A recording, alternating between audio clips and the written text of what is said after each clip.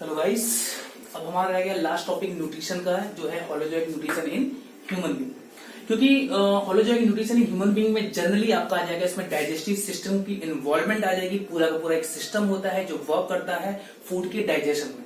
ठीक है, तो जब हम डाइजेस्टिव सिस्टम की बात करते हैं तो जनरली डाइजेस्टिव सिस्टम होता है, वो बनता है दो मेन चीजों से। एक होती है आपकी एलिमेंट्री कैनाल, जिसे हम जनरली गट के नाम से भी जानते हैं, जीओटी, और एक होते हैं एसोसिएटेड ग्लैंड, मतलब वो ग्लैंड जो फूड को डाइजेशन में हेल्प करे। For example salivary gland, liver and pancreas, these are called associated gland. तो एलिमेंट्री कैनाल और एसोसिएटेड ग्लैंड दोनों से मिलकर बनता है आपका डाइजेस्टिव सिस्टम। हम बात करें पहले एलिमेंट्री कैनाल की, तो एलिमेंट्री कैनाल क्या है? एक ट्यूब टाइप का स्ट्रक्चर है जिसके थ्रू आपका फूड पूरा ट्रेवल करता है माउथ से लेके एनस तक। माउथ से लेके एनस तक ये ट्रेवल करता है खाना, और इसी फूड पाइप के अंदर आपके डाइजेस्टिव ग्लैंड से अपने अपना जूस या एंजाइम इसमें डालते हैं जो हेल्प करते हैं फूड को डाइजेशन में। तो हम स्टार्ट करते हैं पहले एलिमेंट्री कैनाल से। आपकी एलिमेंट्री कैनाल जो ह्यूमन की होती है वो रन करती है माउथ से लेके एनस। इसके कुछ डिफरेंट पार्ट्स है पूरी की पूरी एलिमेंट्री कैनाल के। सबसे पहला पार्ट आता है आपका माउथ, फिर आता है आपका फेरेनेक्स जो आपका गले का पार्ट है, यहीं से आपका विंड पाइप भी स्टार्ट होता है, अलग रेस्पिरेटरी सिस्टम यहीं से स्टार्ट होता है, यहीं से आपका डाइजेस्टिव सिस्टम भी अलग होता है। फेरेनेक्स के बाद आता है ओसोफेगस, जिसे हम कहते हैं फूड पाइप के बाद आएगा स्टोमक के बाद स्मॉल इंटेस्टाइन के बाद लार्ज इंटेस्टाइन के बाद रेक्टम के बाद एनस आपका लास्ट पार्ट है, जहां अनडाइजेस्टेड पार्ट आपका बॉडी के बाहर निकाला जाता है। अब हम डिस्कस करते हैं थोरोली से, थोड़ा डिटेल में, कि एक्चुअल में होता क्या है जब आपका फूड माउथ के अंदर एंटर करता है। Okay, we are going to rub this upper part. Okay, ये पूरा ही रब कर लेते हैं। देखते हैं इसमें स्टार्टिंग माउथ से हम इसमें करेंगे। ओके, तो सबसे पहला स्टेप जो भी आपको होलोजोइक न्यूट्रिशन है, तो हम ऑलरेडी पहले भी कई बार डिस्कस कर चुके हैं। इसकी 5 स्टेप्स होते हैं: ingestion, digestion, absorption, assimilation and egestion. तो सबसे पहला पार्ट आता है इंजेशन, और इंजेशन का मतलब होता है कि आप खाने को कैसे शरीर के अंदर लेते हो। तो क्योंकि ह्यूमन बीइंग्स हैं तो हम बाय हैंड खाने को पिक करके बाय माउथ के अंदर एंटर करते हैं, और जैसे ही खाना माउथ के अंदर एंटर करता है, as soon as the food is entered inside the mouth, the digestion of food get started. अब माउथ के अंदर क्या होता है? क्योंकि माउथ के अंदर आपके पास है 3 पार्ट आपके इसमें आते हैं। टीथ आता है आपका, फिर आपके इसमें सलाइवा इन्वॉल्वमेंट है, और फिर इसमें इन्वॉल्वमेंट है किसकी? आपकी टंग की।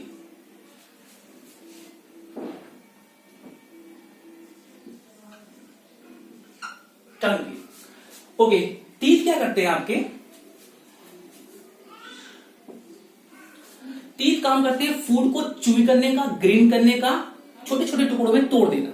उसके बाद काम आता है आपका सलाइवा, जो कौन रिलीज करता है? Salivary gland. ऑलरेडी हमने डिस्कस किया था एसोसिएटेड ग्लैंड। ये सलाइवरी ग्लैंड जो टोटल 6 होते हैं, 3 इन पेयर्स में, जो आपके जनरली अपर जॉ और लोअर जॉ के अंदर सिचुएटेड होते हैं। ये सलाइवा यानी कि जनरली से हिंदी में हम कहते हैं थूक, ये रिलीज करते हैं माउथ के अंदर, और ये जो टंग है वो सलाइवा को और फूड को आपस में मिक्स करती है। टंग क्या करती है? सलाइवा को और फूड को आपस में मिक्स करती है, और इसी सलाइवा के अंदर एक आपका इंपॉर्टेंट एंजाइम प्रेजेंट होता है जिसे हम कहते हैं सलाइवरी अमाइलेज। सलाइवरी एमाइलेज, जिसका कॉमन नेम पेटियालिन भी है। ये एंजाइम क्या करता है? जो आपके फूड के अंदर शुगर या स्टार्च प्रेजेंट है उसको सिंपल शुगर में कन्वर्ट करता है। ये क्या करता है? स्टार्च को कन्वर्ट कर देता है सिंपल शुगर में, सिंपल शुगर में। तो माउथ के अंदर सलाइवरी अमाइलेज खाने के अंदर जो स्टार्च प्रेजेंट है, कार्बोहाइड्रेट, उसको कन्वर्ट करता है सिंपल शुगर के अंदर। तो माउथ के अंदर पार्शियली फूड डाइजेस्ट होना स्टार्ट हो जाता है। फिर यहां भी इतना होने के बाद, क्योंकि उसके अंदर ऑलरेडी सलाइवा फूड के अंदर मिल चुका है, तो स्लाइटली वो कैसा पेस्ट टाइप का बन जाता है, ताकि उसे स्वेलो करने में या गुटकने में आसानी हो। माउथ के पास खाना पहुंचता है आपका किसके पास? ओसोफेगस के पास। माउथ से कहां जाएगा खाना? फूड पाइप जिसे आप कहते हो, ओसोफेगस, हम ऑलरेडी डिस्कस किया है।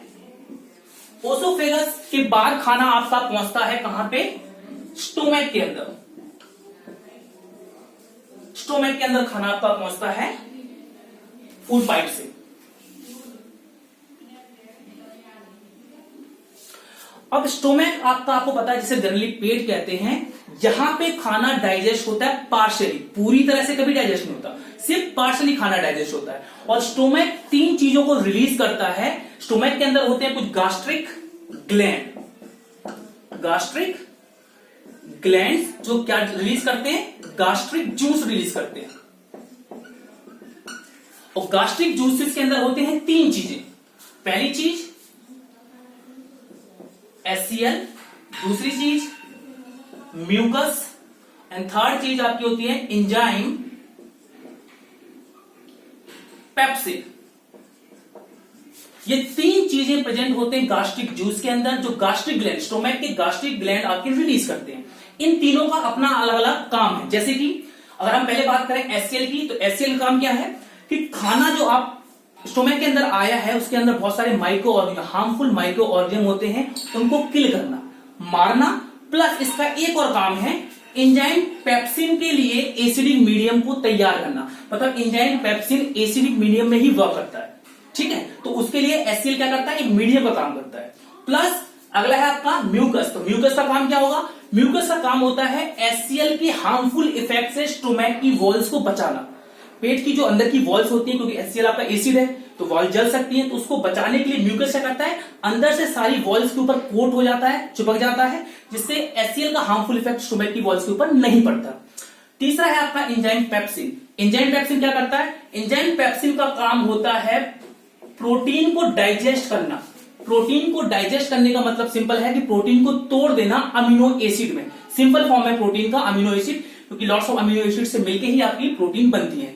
तो आपका एंजाइम पेप्सिन क्या करता है, प्रोटीन को तोड़ देता है अमीनो एसिड में, या हम सिंपल भाषा में प्रोटीन को डाइजेस्ट करना। इसके बाद पार्सली जब ये खाना डाइजेस्ट हो जाता है तो स्टोमक से आपका ये खाना कहां पहुंचेगा, स्मॉल इंटेस्टाइन के अंदर। अब स्मॉल इंटेस्टाइन के अंदर क्या होता है, डिस्कस करते हैं। स्टोमक से खाना पहुंच गया, मान लीजिए आप क्या, स्मॉल इंटेस्टाइन के अंदर।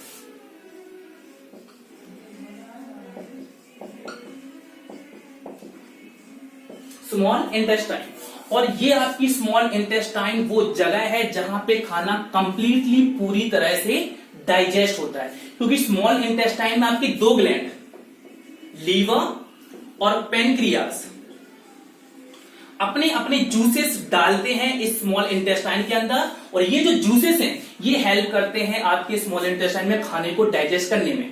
जैसे हम पहले बात करेंगे लीवर की। लीवर क्या करता है, लीवर जो जूस डालता है उसका नाम है बाइल जूस। बाइल जूस, इस बाइल जूस के अंदर क्या होता है, कुछ सॉल्ट होते हैं। ये सॉल्ट क्या करते हैं, जो खाने के अंदर फैट है उसको डाइजेस्ट करते हैं, या फैट को तोड़ देते हैं फैटी एसिड में, सिंपल ऑर्गेनिक कंपाउंड में फैटी एसिड में तोड़ देते हैं। वहीं पे पेनक्रियास की बात करें तो ये जो रिलीज करता है वो भी 3 चीजें रिलीज करता है। एक होता है एंजाइम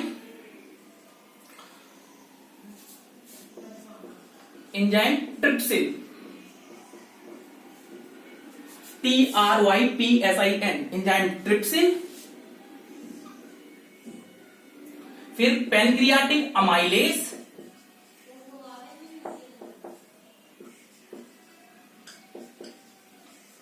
और एक एंजाइम लिपेज।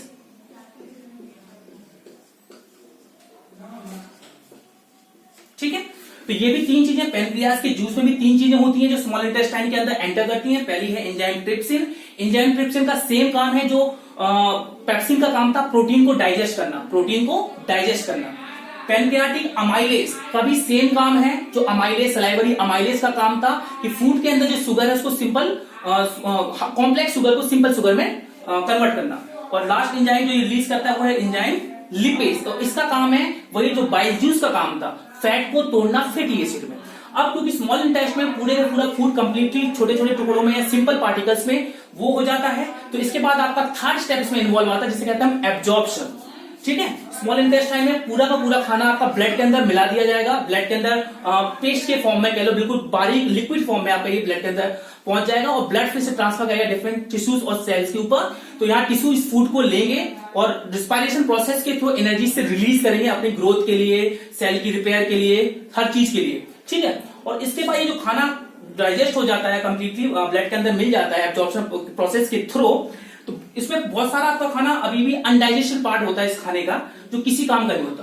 तो वो अनडाइजेस्टेड पार्ट आपका स्मॉल इंटेस्टाइन से एंटर करता है कहां पे, लार्ज इंटेस्टाइन में।